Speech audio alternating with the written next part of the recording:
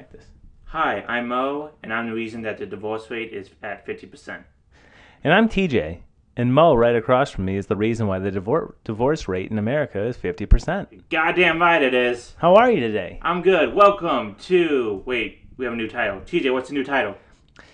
It's still new to us, damn it. That's right. We have a new title because unfortunately we recorded the podcast too much and we didn't release it, and now a famous celebrity stole our name, kind of. Kind of. Yes. Scott Ackerman, the voice of Comedy Bang Bang, Comedy God, as some people refer to him. Mostly him, but some people still do that. Has a new podcast called Scott Hasn't Seen It, where he's going to watch movies he has not seen. So, And this is not a free plug, Scott. We expect some compensation which is for weird this. because I emailed Scott Ackerman to thought, like, you know what, maybe he could give me something. Maybe, like, I'm a small-time guy. Maybe he can help me out. And then all of a sudden, like, this podcast comes out. Which I don't think it's a coincidence. I think he was feeling the heat. Yes. I even told him the specific plan we had and everything. Yeah, he was feeling the heat, and he liked your idea, and he snatched it up. Son of a bitch. Well, I guess we don't listen to Comedy This is Bang how Bang. capitalism works. The big shit on the small. Exactly. Oh, well. So anyway, now we have changed our name. We have now... What was it again, TJ? It's still new to us, damn it. Yes, it is. And in this podcast, we do watch movies that are not really new, but new to us. Yes. I think, what's the most recent movie we've covered so far? The recent one? The last one we did was Ishtar. Ishtar from the Yes. 1980s. And now this is like a complete 180 from this. We stuck with the Dustin Hoffman theme. The Wheel of Fate, if you will, it chose this movie to be ours for this week. And this was, would you say this is the big turning point in his career? Was this the big one, or The Graduate, maybe? No, yeah. Well, I don't know. It's kind of hard to tell from Dustin Hoffman because like every movie he did in the 70s was mostly a hit. Yeah. Yeah. I mean, this could be like kind of beginning of the downturn. I mean, after this movie, he did... Peak? Yeah, his peak. This is probably the peak of his peak Sure. in the 70s, yeah. And then the 80s, I forget what he did. He did one movie, then he did, what was that movie called? Meet the Parents. No. Yes, he did do Meet the Parents. He did the sequel anyway, yeah. Yes, he did. It was the famous play. It's the Salesman, The Death of the Salesman. Oh, he was in Death of the Salesman. Yes, he was in the TV movie Death of the Salesman, and then I believe he did Rain Man. So. Oh, that was like his comeback, yeah. That was his comeback, really. Yeah, Okay, definitely. So this is the height of his peak in the 70s, and then His kind of laid off crescendo. his crescendo, and then he kind of went off a little bit on his own, and then he did Rain Man, got the Oscar, and then the 90s happened, and hasn't been the best. So we are going from his absolute valley, which was Ishtar, to his crescendo, his mountaintop, which is Kramer versus Kramer. You want to introduce the cast, director, and then we'll get into a synopsis? Actually, I have a whole bunch of facts about that because I actually prepared for this podcast for once. Perfect. Okay, so Kramer vs. Kramer, released in 1979, I believe. I did not put that down in notes, but I think I'm right about that.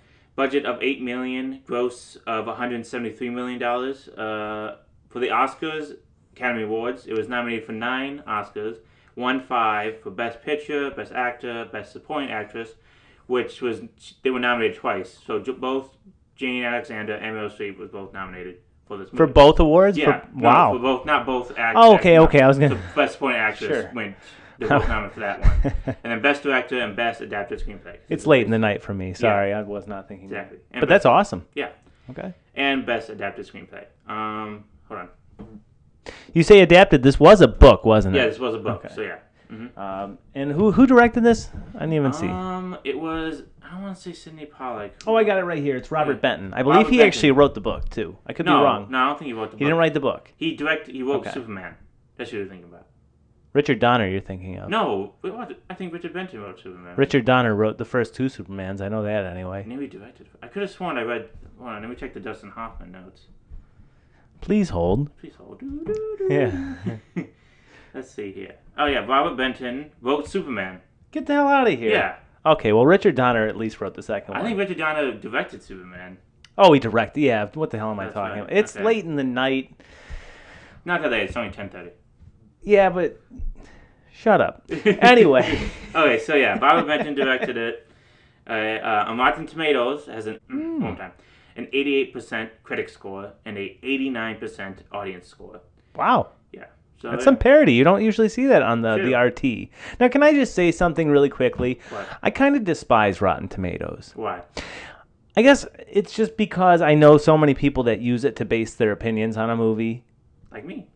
Well, I have that. That's my problem with like criticism. Like if I hear any criticism of something, I most likely just will agree with it, and that would be my criticism of it. Oh, you can't do that. Even when I watch, like I don't know anything, I'm just like, yep, that's it.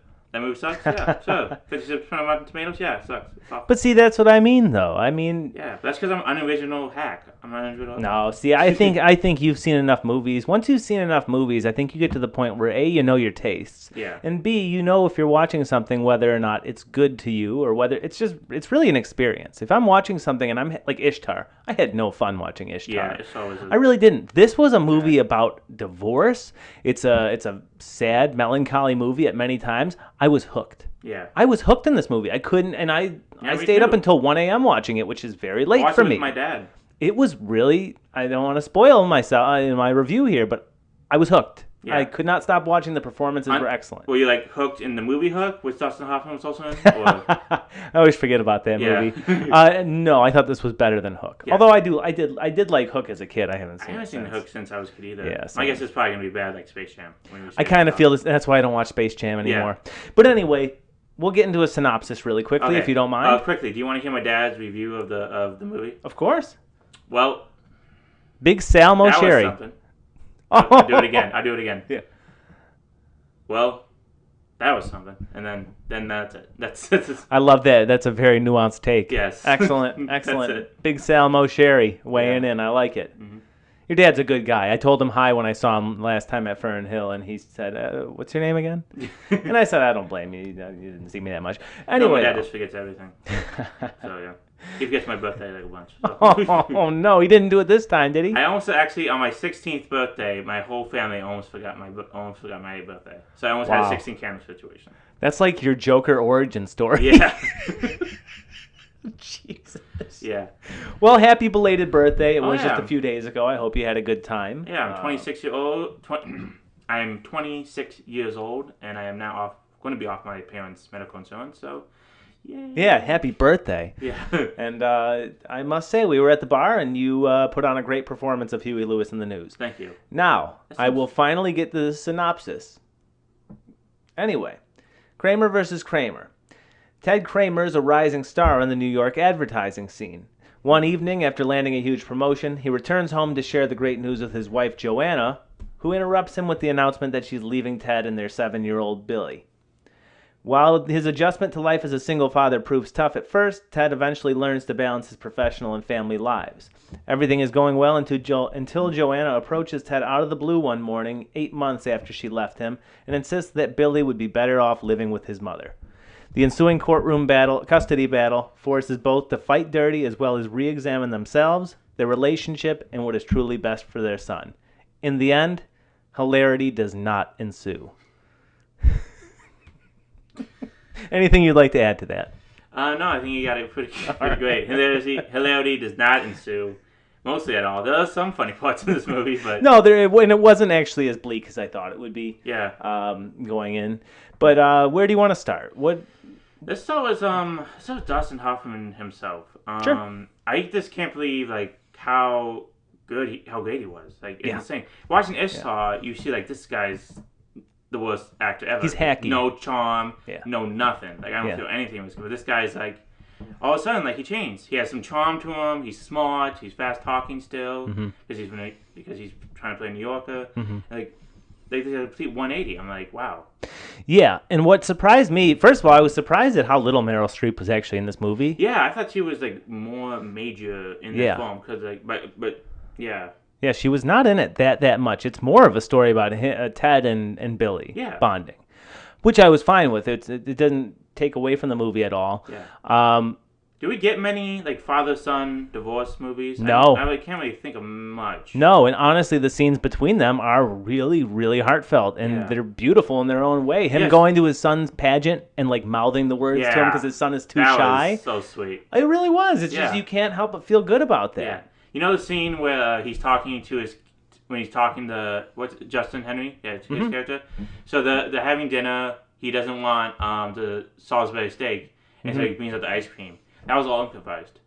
Yes, I did actually end up reading that online. Yeah, all improvised. It's a great scene. That was kind of funny because in the beginning it's like, oh, is this kind of funny? Like, and all of a sudden it gets really serious like that, and it's like, oh yeah, right, that's real. Right, because and that's what I was like so surprised at. I was waiting for the shoe to drop where Dustin Hoffman's character is somewhat a scumbag or something, but he's not. Like his only crime was that he worked too much. Yeah. But he evolves and he grows and he admits many times he's not perfect, but he's taking time off of work to be with his son and to take care of him, and I was so impressed by Dustin Hoffman. That's what I also liked about this film. It handles divorce probably the best way you can handle divorce. I mean, the divorce, of course, is very messy in the film. I mean, the trial, we'll get to that later maybe, but that was very emotional. Yes. But like in the beginning of the movie, you definitely see they definitely have problems. You see Dustin Hoffman, he's just focused on his work. Nothing really else matters to him besides his work. He said he's got to go home, but then like the boss is like, come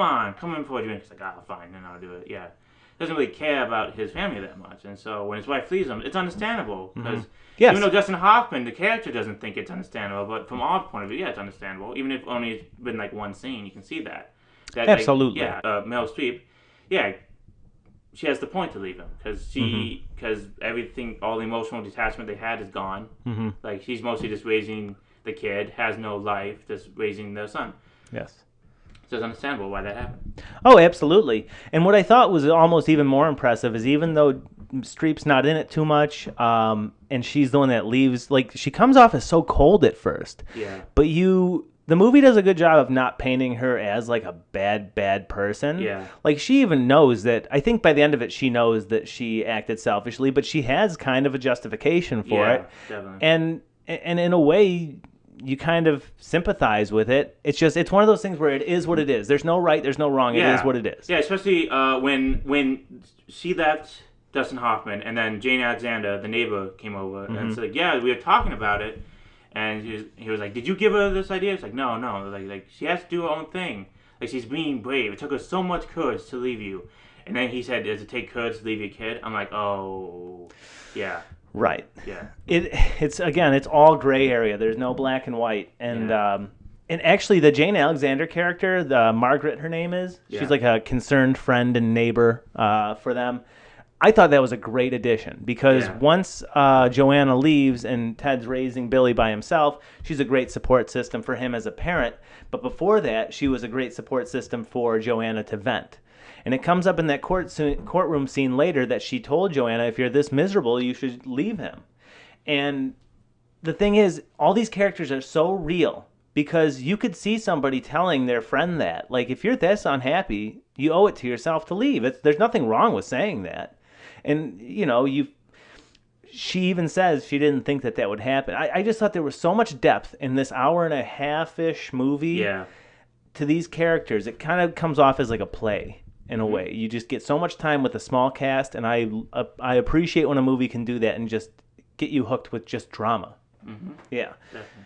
And again, there's really no clear-cut winner or good guy and bad guy. We'll say. In the end was a little brighter than I thought it would end up being. Definitely. So what? Anything else stick out with you? What do you think of the kid actor? What do you think of Justin Henry? I think he was good for the time. Yeah. Child actors have evolved. They've gotten so much better, conventionally speaking, but he was really good for 79. Yeah. Oh my God, you compare him to I know it's not original to say Jake Lloyd, but for a child actor, I thought he was damn good. Yeah, I can't believe he improvised the scene with like Dustin Hoffman with the ice cream. Yeah, it's unbelievable, and it's one of the most iconic scenes. Yeah. Which I didn't even know. I only knew. I watched the scene. I didn't know it was from this movie, but then I immediately recognized it as a Family Guy joke. They did that joke in Family Guy. They did? Yes. I won't explain it to you now because it's so out of context. It sounds so stupid. That's the rule in this podcast, never explain jokes. it kind of devalues them. Yes. But no, what'd you think of him? I think he was good. I mean, I didn't really put a lot of thought into his character, basically. I mean, I was mostly focused on Dustin Hoffman because I was just seeing him act, and he was doing a great job. But you can definitely tell the connection between the two, between the father and the son. You can tell that, yes, Justin Henry's having a hard time adjusting to without his mom, but he's learning to love his father. He's learning to trust his father, and it's really transformed into a beautiful relationship. Yes, And that's the thing, they sold it too. Yeah. They totally sold it. And Yeah. you actually get this sense of joy watching Dustin Hoffman, like, bond with his son and also move on with his life. The scene with him sleeping with his coworker. Oh, that was good. That was great. Yeah. And she goes out in the hall to use the bathroom and naked. And, of course, Billy's up and runs into her. And, oh, I'm a friend of your father's. That was a really funny scene. Yeah. And the way it was pulled off, too, was it was just so innocent. It was just him opening back up, going on a date, getting lucky. Nothing wrong with it. Mm-hmm. Do you know Justin Hamer was nominated for an Oscar? He's the youngest person to ever be nominated for an Oscar. I actually did not know that. Yeah, I don't know who won it that year. I'll look it up. But, yeah, he was the youngest person nominated for an Oscar. It's incredible. Also, one note about Dustin Hoffman's performance. I loved how you can tell he was frustrated throughout the whole movie. Like, he was just keeping his anger inside. Mm-hmm. You can just tell. Because when he first meets Meryl Streep's character, like, after she leaves, like, for the first time, they meet at that restaurant, you can tell, like, when Meryl Streep says, I want my son, and then you see him just get angry, and you think he's going to punch a wall or something, and then all of a sudden he just flips a glass. Yes. Like that. I'm like, that's perfection. That's when he wins the Oscar. That's the moment. 100% agree. And I did read that scene, he only told, I believe, the director that he was going to do it. Yeah. So Meryl Streep was totally caught off guard, and it is perfect. Exactly. That was a perfect scene. Yeah. And that was another strength of the character Ted, I thought, was that I kept waiting for him to explode and really that's the closest he gets. Otherwise, he keeps his cool. He's very level-headed. You can tell he's grown personally. And I guess if I had to say one thing about the movie I wish they had done is shown more of Streep's side of the story. Yeah. But regardless, it's a dense hour and 40 minutes or so. And I mean, in terms of just storytelling and execution, it's near perfect. Yeah. It really is. Yeah, I think the main complaint about this movie, I think it has a weird music choice. Like the mandolin? The mandolin, yeah. I don't really see that really fitting in with this drama. I think it was an irony thing. Is that what it would be, irony? Yeah. They did use the good diegetic and non-diegetic, because I believe it was the opening credits when they're playing the song, and then you see him walking down the street, and all of a sudden you see two guys play the song. That was really good. Yes. I like that. I actually didn't mind the soundtrack. I took it as kind of like an irony thing. Like, it's one of those, it's such simple music, and maybe it's just and I'm probably really just reaching here. It's the movie to me just kind of was kind of like an enjoy the little moments in life type of thing. And don't get too hung up on things, whether it's work or relationships or gender roles. That's a huge theme of this movie, is gender roles. And that's another thing I did not expect to see in this movie coming into it.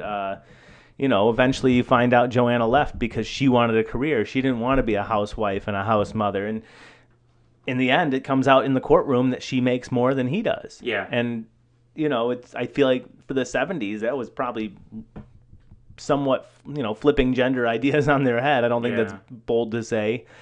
Of course, that also goes further to when he loses his job. Because, he's trying to be a parent at the same time, but since his boss expects him to, I don't know what exactly he expects him. What a dickhead. He's a dickhead. What a dickhead. He's a dickhead. Sorry. He expects him to ship away his kid to somebody else and just focus on his project. But now, because I don't know, because he's a little bit older. He thinks like the women should raise the kid. He doesn't say this, but I think that's what he's implying. Like, absolutely. Women should raise the kid. You should be working with me and trying to make money. Yeah, it was no coincidence that he was an older gentleman, too. Yeah. I think that was absolutely the point. Yeah. And there are just, oh my God, I could talk about every scene in this movie because I thought that there was just so much unique to it. Like when he gets fired and his response, he doesn't explode, he doesn't lose temper. He says, remember what he says? Shame on you. Yeah. And he walks out, and it's almost like sweet. It's like a wholesome, like insult, like the most wholesome insult, or I just thought it was really strong, and it just all goes back to Hoffman being so good in this movie. Exactly. Can't even overstate it. And I loved how he got his other job. It was ballsy. Yeah, that was really ballsy. Goes in during a holiday party Friday before Christmas, and he's like, "I need a job now, or I'm going to lose my kid." And I thought that was cool. He's walking out. He just grabs a chick and kisses her. Yeah. That was that was good. That was great. That was great. We touched a little bit on Meryl Streep's performance. Like I said, we wish she was in the movie more, but we can definitely she definitely could. She played the not disenfranchised wife really great. Like she played Oh, to yeah. her best of her ability. She was amazing. You can tell like she did miss her son. Like when she would go to the cafe across the street from the school and just watch them. Mm-hmm. You can tell that. You can tell that she cares. That when one of a kind of heartbreaking scene is when she gets rights to visit him and they're at the park and then Justin Hoffman's all afraid and stuff and all of a sudden he lets go. He like Justin Henry's character sees his mother and just runs off and it's like runs to her because he doesn't understand. He doesn't obviously see her the way that Dustin Hoffman does. Yeah. But that was a great scene too. Yeah. In a way, I know I said that I wish we got more of Meryl Streep, but it almost is a benefit that we see her so sparingly sometimes because she also shines with a limited amount. Yeah. And like the thing is about Meryl Streep, I admittedly have not seen a whole terrible amount of her movies. Yeah, me too. So I just know her. I don't know her timeline where this fits in. Death Become Her, like some parts of that. Sure. And that's mostly it. I've seen her in a couple things because she's been in so much, but I don't think I've seen really like her early stuff that made her. Like I feel like this is one of the movies that made her. Yeah, I haven't seen like Sophie's Choice. I haven't seen Out of Africa. What was it? What was that one movie that was? It was about not Coonskin. That was an anime movie. I don't know. She was also in a movie about a town that gets. I don't know. I'll give it at this point. But yeah, I haven't seen a lot of Meryl Streep movies. But she did amazing, especially the courtroom. Let's talk about the courtroom scene now. That's I was waiting to get there. Impactful scene during the whole movie. Absolutely. Yeah. Absolutely. They got their lawyers, and it's like their lawyers are the extension of them, and you can tell that they both feel badly. Yeah, you can tell like this is their anger coming out from the lawyers. Yes. Yeah. Yes, it was perfect too. Yeah. Both the actor, I don't remember the actors' names who played their lawyers. It's not even important. They both do a great job, though. Yeah. It seemed like Hoffman's, didn't he? Was it just me, or was he like a Southern Colonel type or something? Yeah, I swear like he had the cane and everything. Yeah. That was obviously one of the most iconic scenes. And I thought that it was a very bold scene for one big reason. That's the scene where they kind of make it out, and it shows like where society might have been back in that time. They kind of pick on him for her salary being higher than his. It like almost is shown as like emasculating, or it should make him feel emasculated. Luckily, he doesn't. And then, even worse and more dated by today's standards, they pick on her for her dating life. They ask her how many men she's been with since she left 8 months ago. And it's like, for the time, how do I put it? It really shows like that emasculation of a man and that demonization of a woman's sexuality. Yeah. Which I think was, the stereotypical gender roles of old. Definitely. I thought that was a powerful scene. Yeah, both of them on the stand. Yeah, it also deals with that stuff. Also deals with the emotional turmoil they feel. Because now they're getting it out through the lawyers. Because like they're getting all this stuff out and they're accepting it. They're accepting that they did stuff badly. Like maybe Meryl Streep could have handled it better. We don't know, but she did what she did. And then definitely Dustin Hoffman accepts that he was a bad husband. He was a bad father. He mostly focused on work, and he accepts that, and he becomes a better person because of that. Mm-hmm. And so now there's a kind of mutual understanding that that's going to happen. Absolutely. Yeah. Absolutely, and they both came to peace with it. And we might as well just talk about the ending then. Yeah. When did you know? I knew that she was going to win. Like, I forgot when, but I just knew it. I'm just like, she's going to win. I had a bad feeling about it just because I was waiting on that shoe to drop. Because, like, everything looked like it was going his way. And I'm not an expert on divorce proceedings, but it just felt like something. His case seemed to be better. His lawyer seemed to be more effective. But for some reason, I had that gut feeling that she was going to win. And sure enough, she does. And that scene when his lawyer tells him and then he goes home and locks himself. I mean, it's just, you feel him. You feel it. Exactly. It's heartbreaking. Yeah. And you see it in Justin Henry. Justin Henry's, that was a great scene too. Mm-hmm.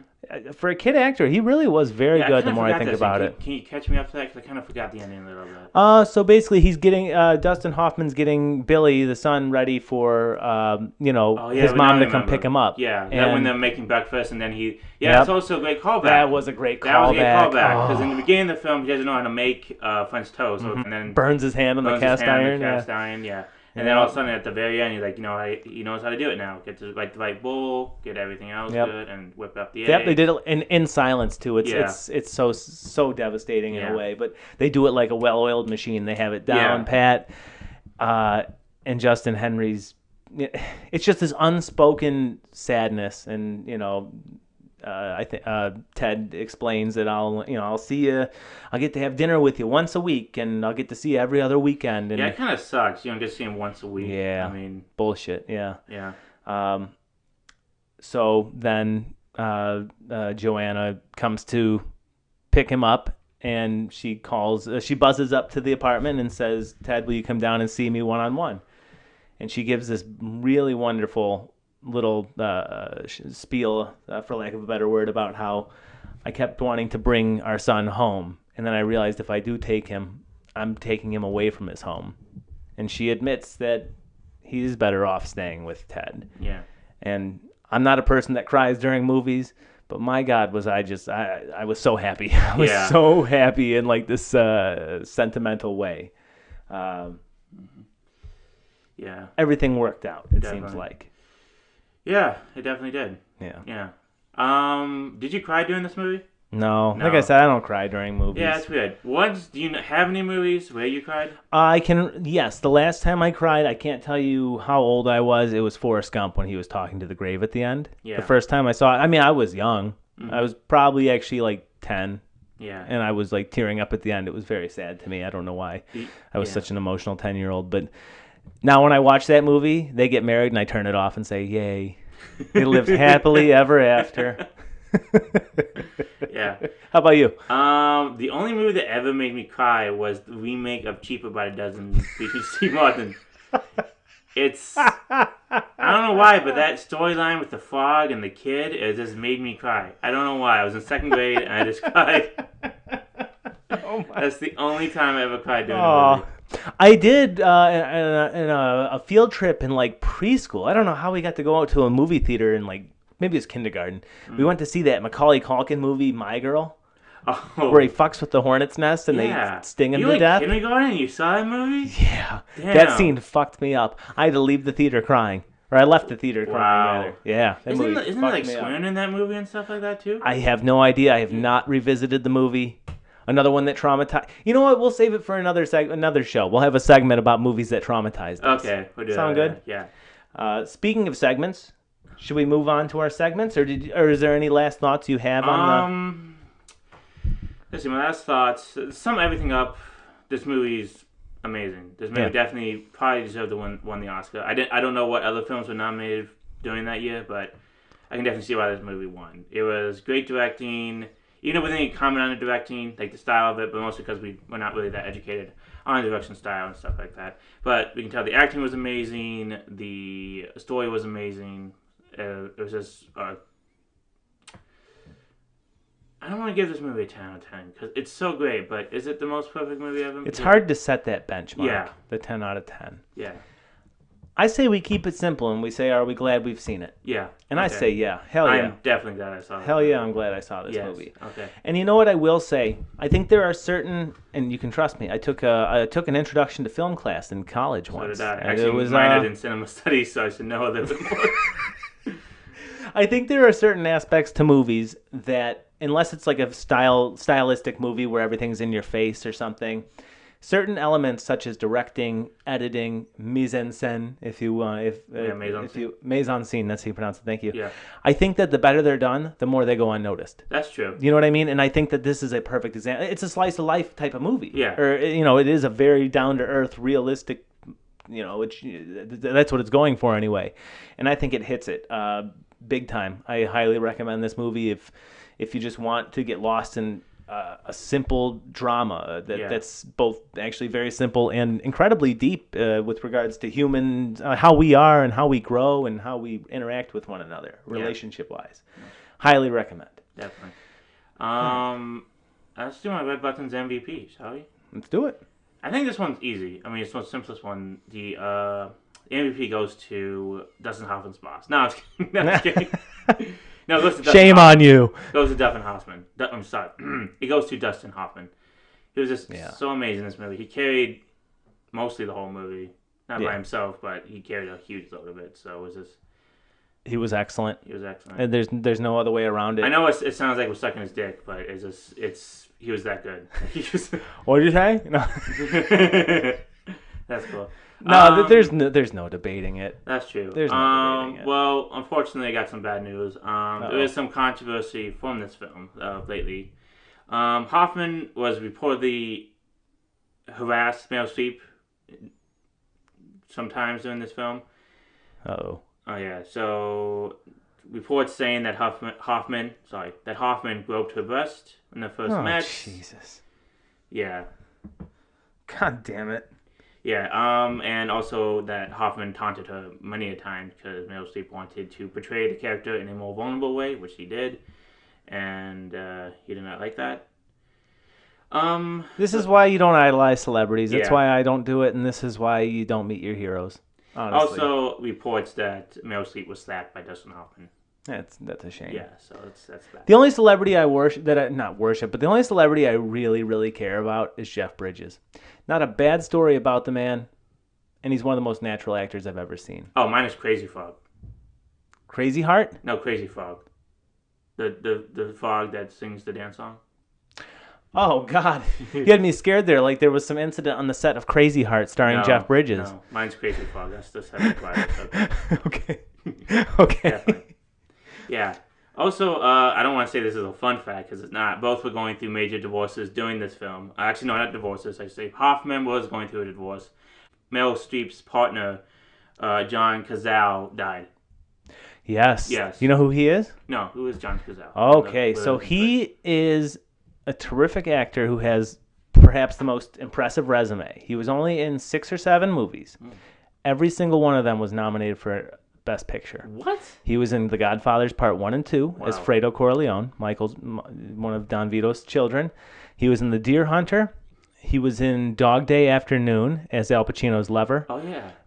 And I'd have to look at what else. But every single movie that he was in, maybe it was only 5 movies, but every movie he was in was not, and he was like a tremendously gifted stage actor. Like that's what, like he was one of, how at last podcast we said Norm Macdonald, we talked about him being the comic. This guy was the actor's actor. People appreciated the hell out of this guy. Yeah, see, The Godfather, he was in The Conversation. That's another one, yeah. Did I say that right? The Conversation. Yeah, I can't even say that word. I haven't seen the movie, but I know I've seen The Conversation. I saw it in film school. Oh, nice. The Godfather Part 2, Dog Day Afternoon, Deer Hunter, and then he was in Godfather Part 3 in a archival footage. Yeah. Unfortunately, he was gone by that time. But I do know him from the Godfather movies as well as Deer Hunter. I've never seen Dog Day Afternoon or The Conversation. But he is damn good in those movies. Yeah. And I forgot that they were actually together. So that does lend a great deal of sadness, perhaps. Yeah. Speaking of The Godfather, great transition, Michael. Thank you. We have a new segment. I think we give up all our thoughts on the movie. Well, I've got trivia. Trivia. Okay. Well, let's go to a new segment then. Okay. So the new segment we have for today is called The Godfather Minute. So, backstory on The Godfather Minute. What exactly is The Godfather Minute? Well, it's simple. Every week, I will watch The Godfather in 1-minute intervals, so that I can watch the whole movie. Now, I am Sicilian, which is Italian, which means I am the most Italian out of anybody. And I've never seen The Godfather, or The Godfather Part 2 or Part 3, even though people say do not watch Part 3. But people say it's actually okay. So I have brought shame upon my family for never seeing The Godfather. So now I've decided to use this podcast as my way to watch the full movie. In the worst way possible, though, but still watch this movie. So tune in for episode 400. Yeah, it actually could be that. Am I stealing this from the Star Wars Minutes, guys? Yes, I am. But it's a different movie, so it counts. Okay, so the first minute of The Godfather. So I actually had to watch this twice because we didn't record like last week. So I also lost my notes. But jeez. I watched the first 10 minutes. I watched the first minute through a YouTube clip. So this is what happened in the first minute of the YouTube clip. The movie starts with the Paramount logo. The one where the stars come in and make the giant circle and then the Paramount logo forms. Classic. Okay. Screen goes black for a few minutes. For a few seconds. Music starts to play. I hear violence. Then it shows Paramount Picture Presents. It appears in white letters. Then the words Mario Puzo's The Godfather logo appears in white lettering. And then it ends. And that was the first minute of The Godfather. That was Godfather Minute. Thank you very much. You are a shame upon your family Yes, and your heritage. Yes, I am. But that's okay. You're 1/180th of the way through the first movie. Exactly. Good for you. Okay, so when I first watched the movie, the first minute, it was when Amigo was talking to Don Corleone. I believe in America. I believe in America. Yes. And he's talking that he's trying to get his daughter to dump her boyfriend or something like that. Well, her daughter was dating this guy who tried to sexually assaulted her with his friend and beat her up because she refused. And he was trying to get revenge. And that was the end of that scene. So once I get back to watch the second minute of that, then we'll go on to that one. I will give you the Blu-rays. Just watch them, damn it. No, we're going to watch it this way, okay? Oh, Maron. Exactly. I rarely get the chance to say that. Mm-hmm. And now I'm offended because I'm Italian and you are not. I am a quarter Italian. That doesn't count. You must be full Italian. My last name ends with a vowel. I'm close enough. No. Babinski. That's Italian, right? That's Polish. Well, very good, Michael. I'm glad you've taken your baby steps into the world of The Godfather. You're welcome. I cannot wait until a year has passed and I finally watch this whole movie. Now, if I may, we're going to play another edition of our trivia game. Hold on. Where I give 3 facts about the movie we watched today, and Mo has to guess which one is the truth of the 3. Are you ready? I guess, yeah. Yes, you are. All right. Number 1. Following an Oscars after party in 1980, Meryl Streep accidentally left her Academy Award in the ladies' room. Number 2. Director Robert Benton wrote the role of concerned friend Margaret Phelps for Shelley Duvall in mind because he thought she'd be a natural at portraying a jaded divorcee, based on her performance in The Shining. It traumatized her. And number 3, Ronald Reagan cited this movie during his 1980 presidential campaign as an example of the breakdown of the nuclear family by saying, "Let's work to make American families more like the Waltons and less like the Kramers." Well, the first one's the true one because number 2, that's false because it was supposed to be the lady who was in the Charlie's Angels TV show was supposed to get the role. Number 3, that's Murphy Brown who said that. Dan Quayle said that about Murphy Brown in 1996, I think. No, good. That's interesting you say that. He might have said something about Murphy Brown, but I stole that from George H.W. Bush, who said, "Let's make American families more like the Waltons and less like the Simpsons." Oh. And the Simpsons shot back with making fun of him. Good work, Michael. So was the first one? It was. Yeah, she was an after party after the Oscars at, I can't remember where it was. But yeah, she left her Academy Award overnight in the ladies' room. Damn. Yeah, good work. I got to get better at this, man. You're good at these. So for the next movie, which we'll be deciding shortly, you are cut off from my IMDb trivia page. Okay. Even though I mostly come up with all the facts. Damn. Yeah, you do actually. This was poorly planned. Maybe we'll restructure. Yeah, but anyway. Her name was Kate Jackson. That was the one who was supposed to be originally. Okay. One of the first Charlie's Angels. Did you know that Al Pacino originally, the director wanted Pacino to play Ted originally? Yeah. Interesting, right? They kind of look alike, don't they? Pacino and Hoffman? Maybe. I see a resemblance. I think you can do it. I see a little bit of a resemblance between them, especially at the era. Okay. I digress. Yeah. Let's get into where we're going next time.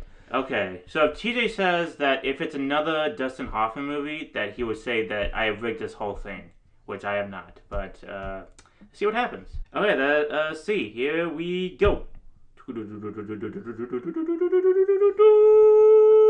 It is Dirty Rotten Scoundrels, the nice. 1987 classic featuring Michael Caine and Steve Martin. Oh, I'm so excited for that.